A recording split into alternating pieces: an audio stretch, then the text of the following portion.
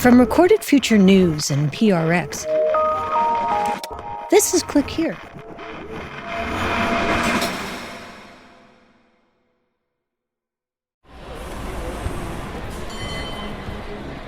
On the 4th of July, San Francisco put on a fireworks show over the Golden Gate Bridge. More than 100,000 people packed the waterfront, and when the show was over, they all started heading home, pretty much at once. And that's when things got weird. Waymo's driverless cars seemed to get overwhelmed. Some blocked intersections, some just stopped. 2 drove over exploding fireworks, and 1 caught fire. Nobody was hurt, but it was a pretty vivid reminder that for all the progress driverless cars have made, the real world can still surprise them. Autonomous vehicles have arrived in Atlanta, and while you won't see the driver... Denver is the next frontier for Waymo. Driverless cars are showing up in cities across the country. And maybe the remarkable thing is how quickly they've started to seem unremarkable. You see a car with nobody behind the wheel, and you barely give it a second look. Well, it's finally happening. The robots. They're coming. Look at all these sensors and cameras. Hi, Waymo. Wow. This thing could drive by itself. But every so often, something happens that reminds us of how new all this still is. Waymo, the self-driving car service, is recalling over 1,200 vehicles due to a software flaw that caused some of them to crash into chains, gates, and other roadway barriers. From Recorded Future News and PRX, this is Click Here, a podcast about the people making and breaking our digital world. I'm Dina Temple-Raston. A while back, we sat down with Gary Marcus. He's an emeritus professor of psychology and neuroscience at NYU, and he's been thinking about the promise of artificial intelligence for decades. And he says there's always been a little bit of alchemy in the way we talk about it. I'm going to turn lead into gold. This is going to be amazing. I mean, think how rich you would be if you could turn lead into gold. And it didn't work this year, but maybe it'll work next year. Gary isn't saying driverless cars don't work. He's ridden in them. He thinks they can be remarkably good. What worries him is what happens when the world throws them something they weren't expecting. A strange object in the road, a traffic pattern they hadn't seen before, or, apparently, a 4th of July fireworks show. Because for years, we've imagined the really hard questions about driverless cars would be moral ones. Who should a car save if a crash is unavoidable? The passenger? A pedestrian? A bus full of kids? Gary thinks we may have gotten a little ahead of ourselves. We're still trying to make sure the car knows what to do when the world gets weird. I always think we're like one really bad accident away from the public getting really upset about this. Today, we're bringing back that conversation. Because if anything, the question Gary was asking has gotten even more interesting. What happens when we start trusting these machines before they're quite ready for everything we throw at them? Stay with us.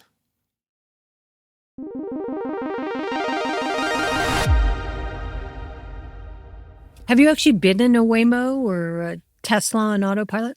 I took 2 rides in San Francisco, and I sat in the front seat. Let's start with that. And I actually felt more comfortable there. I know that they've done a lot of work around San Francisco.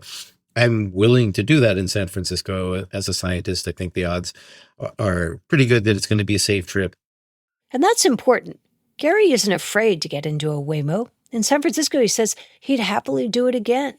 Partly because Waymo has spent years getting very good at driving in places like San Francisco. The company maps the streets, limits where its cars can go. There's what we call geofencing. And so they can't take certain routes and they can't take certain roads and so forth. And when things get strange or confusing, the cars can call in remote fleet response teams to guide them through it. But even with all that caution, last year, Waymo had a brush with tragedy. In Tempe, Arizona, one of its SUVs, empty at the time, was slowing to yield at a crosswalk, and a motorcycle rear-ended it. Seconds later, another car struck the motorcyclist and then fled the scene. The rider was killed.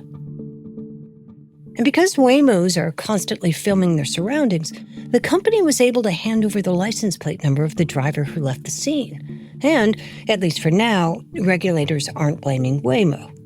But Gary Marcus says that won't last. I always think we're like one really bad accident away from the public getting really upset about this. I saw something you wrote back in 2012 for The New Yorker where you talked about someday humans might not be allowed to drive because driverless cars would be so safe. Do you still stand by that prediction, or has reality kind of shifted your view? It will certainly happen. The main problem, which I've been writing about since 2016, is that these systems are not very good in unusual circumstances, what we call outliers or edge cases. Edge cases, like what happened at this airfield. My favorite example of this is that Tesla was at an airplane trade show.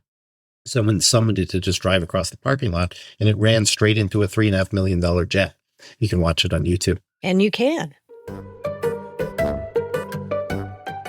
As slapstick music blares, a Tesla drives nose first into a jet, T-bones it. These systems train on neat, predictable worlds, driveways, suburban streets. So when they encounter something unexpected, like a jet plane in their path, it just didn't know what to do. And that reminds us that these systems are basically a kind of glorified regurgitation machine, kind of copying circumstances they've seen and not necessarily having a deep analysis. In other words, Gary says these cars don't really understand the road. They're just replaying patterns they've seen before. And driving in San Francisco, as hectic as it may get, it's nothing like driving in Mumbai. If you said, okay, now we're going to take you over to Mumbai, we're going to stick you in a Waymo, I'd be like, no way. Because they have not done the same work there. The data or the traffic patterns are different. They're probably not even going to understand what a rickshaw is. Like, it's going to be a big mess. The problem isn't just coding limitations. It's also in misleading vocabulary. I hate the fact that they call it autopilot, right? Autopilot suggests that you don't need to pay attention. The lay sense of autopilot sure sounds like, hey, it's going to take me from point A to point B, and I can check my email or play video games or just fall asleep. But that's just not the case. Not yet, anyway. Right now, driverless cars still need passengers to be the equivalent of a driver's ed teacher, alert and ready to take over the controls in case of emergency. The fact is, you have a car that is making decisions based on software. At the current level of technology, you have a human driver who's obligated to pay attention to what the car is doing. You have the reality that human beings tend to tune out after a while. And so they will tend, unfortunately, to give too much trust in the machines.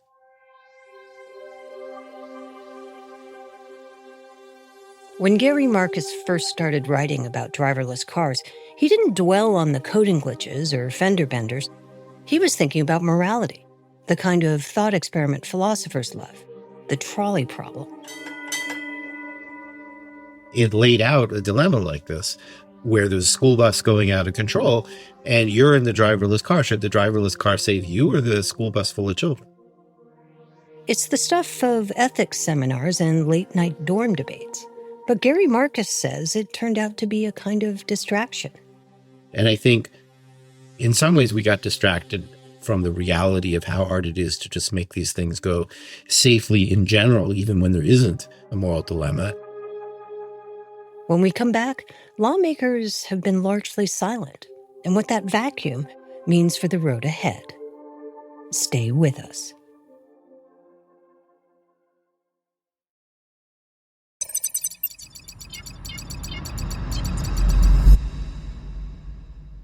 Getting into the backseat of a Waymo might feel like something out of the Jetsons, but Gary wonders whether they should even be on the road. We're just early in the process, and we have this illusion that we're like right there, and we're not. And that's probably because there's some ideas about how to build this stuff that we are lacking, just like the alchemists were lacking the understanding of the periodic table. And while the technology has been moving fast, the rules governing it have been moving a lot more slowly, though that's beginning to change. In May, a House committee approved legislation that would create new rules for autonomous commercial vehicles. And in California, police can now ticket driverless cars for breaking traffic laws. Very small steps for a technology that's already carrying passengers on public streets. And Gary worries we're still expanding it faster than our ability to make it safe. The message from Silicon Valley, which I think is very short-sighted, is don't regulate us at all or we won't be able to make progress. And the reality is you have historical examples like trains where people didn't want to get on the trains until there was some regulation. And people should be actually pretty leery of driverless cars. That caution hasn't slowed the race to put more of these cars on the road. Uber recently announced a new Robotaxi partnership with Lucid, set to launch later this year. And for Gary, all the excitement about driverless cars feels familiar. I think that the last decade has almost been drowning in hype. And we've mostly been talking about driverless cars. These days, I mostly think about large language models, and it's kind of the same story there, where there's just constant hype about these things, and the hype isn't really true. And every once in a while, the gap between the promise and the reality becomes hard to miss. Take the release of GPT-5 last year. ChatGPT-5 is the worst model ever. GPT-5 is horrible. Users were saying the new model felt dumber, more robotic, and straight up less helpful than before. I kept telling people for years, GPT-5 is not going to be magic. And the whole industry dumped on me. They all went after me for even daring to raise the question of was this idea of scaling, which also is partly behind the driverless cars, was it going to kind of produce these magical results? They hated me for it. And, now GPT-5 came out and people are starting to realize that I had a point. But it took, 3 years of just constant hype and constant not quite meeting expectations for people to realize that maybe this stuff is oversold. And every incentive is to overhype these things. So, for example, if you're a journalist and you write a story about, it's sort of going slowly, but it's not, it's not really there yet. Nobody wants to read that. They want to read, tomorrow the world will change and your children won't need to learn to drive. That's a much more exciting story. Gary thinks that gap between promise and reality can only last so long. Eventually, he says, something happens that forces people to pay attention. I'll go on public record as saying some aspect of AI, whether it's driverless cars or LLMs leading people to delusions or something, that some aspect will actually be a fairly big part of the 2028 election. Because we have all these people running without regulation, and we've seen what happens with that before. Banks ran without regulation for a while, and then we had a banking crisis. Nobody should be surprised if something pretty bad happens, cybercrime, driverless car, something like that, in the next couple of years, such that by the time 2028 comes, a bunch of the public is like, hey, this has got to stop. You need to do a better job here of regulating. This is Click Here.